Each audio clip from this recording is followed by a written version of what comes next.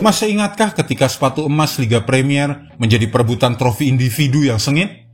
Penghargaan pencetak gol terbanyak diperebutkan oleh Son Heung-min dan juga Mohamed Salah pada 2021-2022. Sementara tiga pemain mengakhiri musim 2018-2019 di puncak klasemen dengan 22 gol. Selisih hanya 1 gol memisahkan dua pemain teratas pada 2019-2020, 2020-2021, dan 2015-2016. Kemudian datanglah Erling Haaland. Tahun lalu striker Manchester City ini mencetak rekor 36 gol di musim debutnya di Inggris, memecahkan rekor liga sebelumnya yang bertahan sejak 1995. Haaland unggul 6 gol dari pesaing terdekat Harry Kane. Itu adalah margin terbesar antara pencetak gol terbanyak dan runner-up sejak 2014. Meskipun absen hampir 2 bulan karena cedera kaki yang terus menghambatnya lama setelah kembali beraksi, Haaland akan memenangkan sepatu emas lagi kali ini, dan bahkan dengan margin yang besar lagi. Penampilan impresif Haaland di depan gawang melawan Wolves memberinya gol ke-25 untuk musim ini di Liga, 4 lebih banyak dari peringkat kedua Cole Palmer. Haaland memiliki 36 gol di semua kompetisi, dan ada kemungkinan besar dia akan membawa jumlah itu menjadi 40 gol pada akhir musim. Sementara mencapai angka 30 gol di Liga sekali lagi bukanlah hal yang mustahil. Namun, ternyata semua pencapaian Haaland itu kini tidak lagi mendapatkan pengakuan penuh yang layak ia dapatkan. Apa yang terjadi? Simak penjelasannya sebagai berikut. Haaland diabaikan oleh wartawan. Torehan gol spektakuler Erling Haaland ke gawang Wolves terjadi setelah pemenang penghargaan tahunan Football Writers Awards diumumkan. Haaland memenangkan penghargaan pemain terbaik pria tahun lalu dengan 82% suara.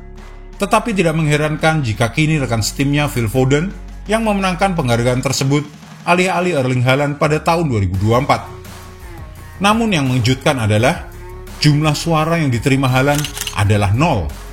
Meskipun memimpin daftar pencetak gol sepanjang musim meski absen 2 bulan karena cedera, perannya yang krusial dalam membawa City menuju gelar keempat berturut-turut. Tapi tidak ada satupun jurnalis yang menganggap pemain Norwegia itu sebagai pemain terbaik di Inggris musim ini. Sebaliknya, Diogo Dalot dan Bruno Fernandes masing-masing mendapatkan setidaknya 1 suara meskipun musim yang buruk bersama Manchester United. Sementara beberapa penulis berpendapat bahwa Alexis McAllister, Ross Barkley, Ollie Watkins, dan John McGinn memiliki musim yang lebih baik daripada Erling Haaland. Lalu mengapa rasanya ia diacuhkan oleh para wartawan? Haaland membuat yang luar biasa menjadi biasa. Haaland mungkin bisa dikatakan menjadi korban dari kesuksesannya sendiri. Karena mencetak gol secara rutin, dia pada akhirnya menjadikan jumlah golnya yang spektakuler menjadi hal yang biasa. Bagi pemain yang mencetak 36 gol Liga musim lalu, angka 25 gol terlihat biasa bagi banyak pengamat dan tidak layak mendapat pengakuan khusus. Padahal sebenarnya itu sangat luar biasa. Sergio Aguero, pencetak gol terbanyak sepanjang masa City dan striker terhebat mereka sebelum Haaland, hanya mencetak lebih dari 25 gol Liga sekali dalam 1 dekade bersama klub, dan dia tidak pernah mencapai 36 gol di semua kompetisi. Harry Kane hanya mencapai pencapaian itu sekali saat bermain di Inggris, dan hal yang sama berlaku untuk Mohamed Salah. Aturan berbeda khusus untuk Haaland. Selain mengamankan sepatu emas, Haaland telah mencetak 201 gol untuk klubnya dalam 5 musim terakhir, untuk Red Bull Salzburg, Borussia Dortmund, dan Manchester City. Itu artinya rata-rata 40 gol per musim. Catatannya luar biasa, dengan 203 gol dari 210 pertandingan saat bermain di Austria, di Jerman, dan juga di Inggris. Haaland begitu produktif sejak bergabung dengan Manchester City, bahkan sejak ia masih berada di Salzburg pada 2019, sehingga definisi penurunan performa atau paceklik gol untuknya jauh berbeda dengan striker lainnya. Periode terlama dia tanpa gol musim ini adalah hanya 3 pertandingan. Erling Haaland, mesin gol yang mudah disalahkan. Karena begitu fokus mencetak gol, permainan Haaland menjadikannya sorotan. Ia dipuji setinggi langit ketika mencetak gol dengan deras. Tetapi di pertandingan alot dengan sedikit peluang atau saat ia gagal mencetak gol, Erling Haaland dengan mudah menjadi kambing hitam pertama jika City kalah.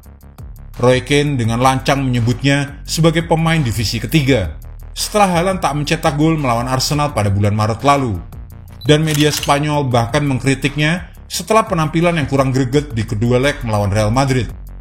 Secara keseluruhan, permainan Haaland memang tidak mengesankan dibandingkan pemain seperti Cristiano Ronaldo, Lionel Messi, Mohamed Salah, Harry Kane, Luis Suarez, Wayne Rooney, atau Thierry Henry. Namun kemampuannya yang luar biasa dalam mencetak gol tidak bisa diabaikan. Mampu beradaptasi dengan kondisi berbeda.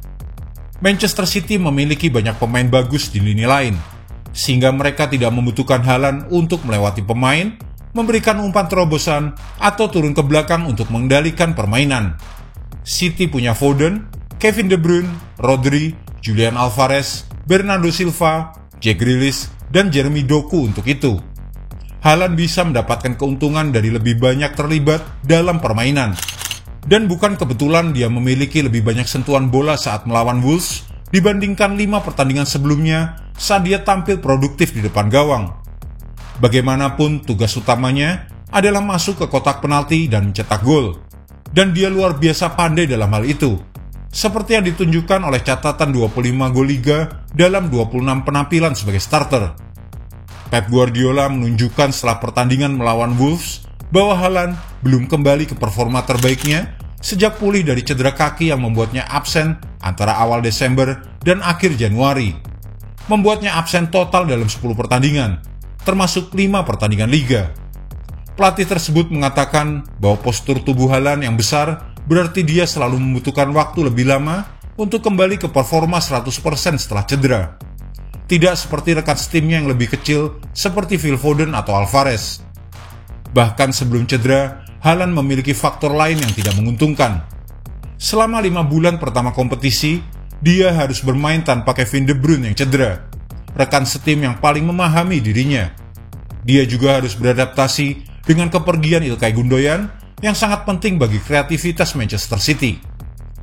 Meskipun bermain tanpa Gundogan dan De Bruyne di sisinya selama 4 bulan pertama kompetisi, Erling Haaland tetap mencetak 21 gol dan mencatatkan 5 assist.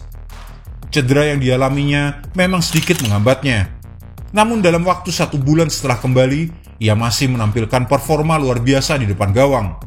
Mencetak 2 gol di babak kedua untuk menghancurkan Everton dan memborong 5 gol di Piala FA melawan Luton Town. Wolves menjadi korban terbaru Erling Haaland, tetapi sekarang dia tampaknya sudah kembali tajam dan itu kemungkinan bukan yang terakhir musim ini. Jadi jangan heran jika dia bisa mencapai target 30 gol Liga dan 40 gol di semua kompetisi.